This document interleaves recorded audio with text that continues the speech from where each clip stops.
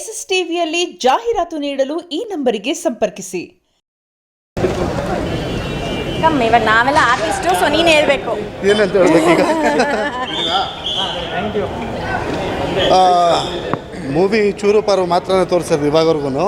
So ಈಗ ಕೂತ್ಕೊಂಡು ನಿಮ್ಮದೇ ಮೂವಿ ನೋಡೋ ಅಂತ ಇದ್ರಿ. ಫಸ್ಟ್ ಶೋ ಫುಲ್ ಇತ್ತು, ಸೊ ನಮಗೂ ಕೂಡ ಚಾನ್ಸ್ ಸಿಕ್ಕಿಲ್ಲ.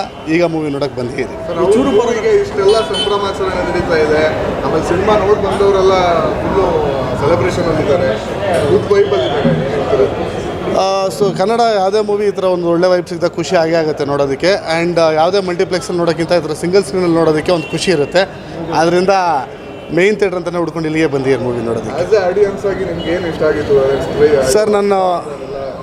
ಇನ್ನೂ ನಾನು ಮೂವಿ ನೋಡಿಲ್ಲ, ನೋಡಬೇಕು. ನನಗೆ ಅಲ್ಲ ಇವಾಗವರೆಗೂ ನನಗೆ ಸಾಂಗ್ಸ್ ಇಷ್ಟ ಆಗಿದೆ. ಟ್ರೈಲರು ತುಂಬ ಚೆನ್ನಾಗಿ ಮೂಡ್ ಬಂದಿದೆ. ಆ್ಯಂಡ್ ಕನ್ನಡದಲ್ಲಿ ಹಾರರ್ ಮೂವಿಗಳು ಸ್ವಲ್ಪ ಕಡಿಮೆನೇ, ಸೊ ನೋಡೋಣ ಅಂತ ಬಂದಿದ್ದೀವಿ. ಸರ್ ಆ್ಯಕ್ಚುಲಿ ಹಾರರ್ ಮೂವಿಯಲ್ಲಿ ಅವರು ದೆವ್ವದ ರೋಲ್ ಮಾಡಬೇಕಿತ್ತು. ನ್ಯಾಚುರಲಾಗಿ ನೋಡಿ ನಾನು ಎದುರ್ತೀನಿ, ಎಲ್ಲರೂ ಎದುರು. ಸ್ವಲ್ಪ ವೈಬ್ರೇಟ್ ಆಗ್ತಾ ಇದ್ದೀರಲ್ಲ, ಮೇಡಮ್ ಥರ ಗತ್ತಿನ ಕಲಿಸ್ಕೊಟ್ಟಿಲ್ವಾ ಅಂತ.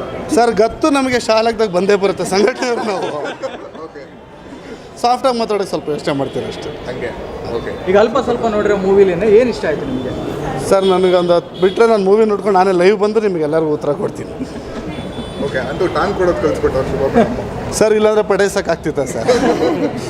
Okay sir, super sir. ನೋಡಿ ಎಲ್ಲರೂ ಈ ಥರ ಆಚರಣೆ ಮಾಡ್ತಾ ಇದ್ದಾರೆ. ಸೊ ಅವರು ಇವಾಗ ನೀವು ಬರದೇ ರಿವ್ಯೂ ಕೊಡಲ್ಲ ಅಂತಂದ್ರು. ಸೊ ಮುಂದಿನ ಸಿನಿಮಾದ ಶೂಟಿಂಗ್ ಸೆಟಲ್ಲೆಲ್ಲ ನೀವೇ ಇರಬೇಕು ಅನಿಸ್ತಾ ಇದ್ದೀನಿ. ನನ್ನನ್ನು ಆಲ್ರೆಡಿ ಮ್ಯಾನೇಜರ್ ಮಾಡ್ಕೊಂಡ್ಬಿಟ್ಟಿದ್ದಾರೆ. ನಾನು ನೀಟಾಗಿ ರೆಡಿಯಾಗಿ ಬರ್ತೀನಿ, ಯಾವುದೋ ಪ್ರೊಡ್ಯೂಸರ್ ಡೈರೆಕ್ಟರ್ ಚಾನ್ಸ್ ಕೊಡ್ತಾರೆ ಅಂತ ಕೊಡ್ತಾ ಇಲ್ಲ. ಮೇಡಮ್ ಎಸ್ಎಸ್ ಟಿವಿ ಸಿನಿಮಾ ಜಗತ್ತಿನ ಕ್ಷಣ ಕ್ಷಣದ ಸುದ್ದಿಯೊಂದಿಗೆ.